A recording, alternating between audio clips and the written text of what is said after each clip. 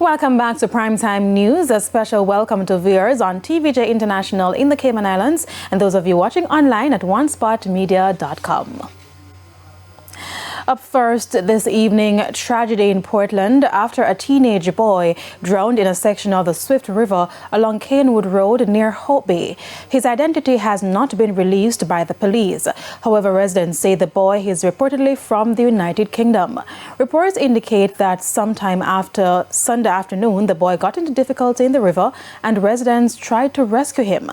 However, when he was finally removed from the water, efforts to resuscitate him were unsuccessful. The police were called to the scene and the boy was later pronounced dead. With the Easter holiday continuing into Monday, residents are urging river and beach goers to be cautious when swimming.